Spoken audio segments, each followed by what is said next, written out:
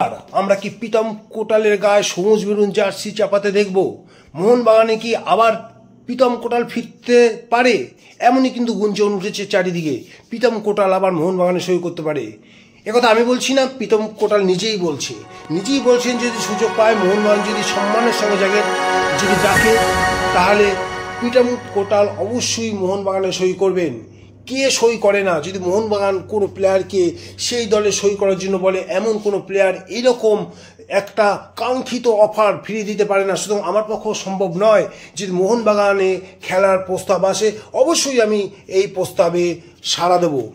এখন দেখান মোহনবাগান প্রীতম কোটালের সাথে কি ধরনের ডিল করে। অ্যাকচুয়ালি মোহনবাগান কি আগ্রহী প্রীতম কোটালকে নিতে? এই ব্যাপারে কিন্তু আমরা কিছুই জানি না।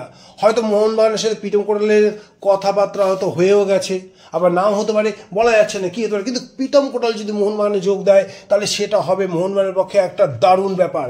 ওই লিগ, মোহনবাগানের হয়ে ISL, মোহনবাগানের হয়ে ফেডারেশন কাপ, সমস্ত ট্রফি কিন্তু প্রীতম কোটালের হাত থেকে এসছে। সঙ্গে এরকম একটা প্লেয়ারকে যদি মোহনবাগান সই করাতে পারে, তার অভিজ্ঞতা কিন্তু দারুণভাবে কাজে লাগবে এবং মোহনবাগানের যে ঘাটতিটা আছে ডিফেন্সের, সেই ডিফেন্সের ঘাটতিও কিন্তু মিটতে পারে। কি হতে চলছে? প্রীতম কোটাল সত্যিই কি মোহনবাগানে আসবে? এই প্রশ্নটা কিন্তু ময়দানে এখন ঘুরপাক খাচ্ছে এবং আমরাও আশায় থাকবো যে প্রীতম কোটাল যদি মোহনবাগানে আসে, মোহনবাগানের অবশ্যই লাভ হবে। তো এই ছিল প্রীতম কোটালের নিয়ে আজকে আমার বার্তা, বা প্রীতম কোটালকে নিয়ে এই ছিল আমার কথা। আর এদিকে আমরা আর একটা বিষয় নিয়ে আলোচনা করব, পাশাপাশি আর একটা বিষয় নিয়ে আলোচনা করবো। সেই বিষয়টা হচ্ছে যে গত যে মালয়েশিয়া ম্যাচে মোহনবাগানের ব্যর্থতা, আমি ভারতীয়দের ব্যর্থতার কথা বলছি না, মোহনবাগান প্লেয়ারদের যে ব্যর্থতা, সে ব্যর্থতা নিয়ে যদি আমরা একটু চুলচে আলোচনা করি, তাহলে দেখা যাচ্ছে মোহনবাগান দুটো প্লেয়ার কিন্তু যথেষ্ট চিন্তায় রেখেছে মোহনবাগানকে। সে দুটি প্লেয়ার হচ্ছে, এক নম্বর আশিস রায়, রাইট ব্যাক, এবং রাইট উইঙ্গার মনবীর সিং ভালো পারফর্ম করতে পারছে না। শেষের দিকে ISL এর শেষের দিকে আশিস রায় কিন্তু যথেষ্ট ভালো ফুটবল খেলেছে এবং পুরনো ব্যর্থতাকে কাটিয়ে উঠেছিল। কিন্তু এই যে গত যে ম্যাচটা হলো ভারতের হয়ে, যে মালয়েশিয়ার বিরুদ্ধে যে প্রীতি ম্যাচটা হয়ে গেল, সেই ম্যাচে কিন্তু যথেষ্ট খারাপ পারফরমেন্স আমরা কিন্তু আশিস রায়ের পা থেকে দেখেছি এবং আমরা মনবীরের কাছ থেকে কিন্তু সেরকম কোনো রেজাল্ট কিন্তু পাইনি। সুতরাং এটা নিয়ে কিন্তু মোহনবাগান যথেষ্ট চিন্তায় আছে যে কিভাবে ডান দিকটা সাজাবে, হোসে মলিনার ডান দিকটাকে কিভাবে অ্যারেঞ্জ করবে, নতুন কোনো প্লেয়ারকে যদি সই করিয়ে নিয়ে আসতে পারে, তাহলে হয়তো এই ঘাটতিটা মিটে যেতে পারে। নাহলে কিন্তু মোহনবাগানের আগামী ISL বলো, আগামী ACL কাপ বলো, সমস্ত কিছুতে কিন্তু চিন্তার বিষয়ে দাঁড়িয়েছে। আর একটা কথা বলি, এই যে সদ্য যে মালয়েশিয়া সাথে যে ম্যাচটা ভারত জঘন্যভাবে হেরে গেল 2-0 গোলে, সেই ম্যাচে লিস্টন ক্লাসোর সেই মুদ্রা দোষ কিন্তু গেল না। সেই পাস না দেওয়া, দূর থেকে ব্যর্থ শট নেওয়া, আসলে লিস্টন ক্লাসোর এইরকমের স্টাইলই খেলে এবং এটাকেই মেনে নিতে হবে। সে মোহনবাগানের হয়ে খেলুক আর দেশের হয়ে খেলুক, সেদিন লিস্টন ক্লস যেদিন জ্বলে উঠবে, সেদিনকে বাকিরা মৃমান হয়ে থাকবে।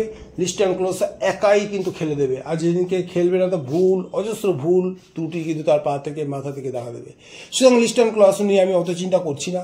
চিন্তা আছে একটা বিষয় নিয়ে, সেটা হচ্ছে গিয়ে সুভাশিস বোসের কুচকিতে কিন্তু একটা চোট লেগেছে। সেই চোটটা কিন্তু কত দূর ভোগাতে পারে সুভাশিস বসু তথা মোহনবাগানকে, সেটা নিয়ে কিন্তু আমাদের যথেষ্ট চিন্তা আছে।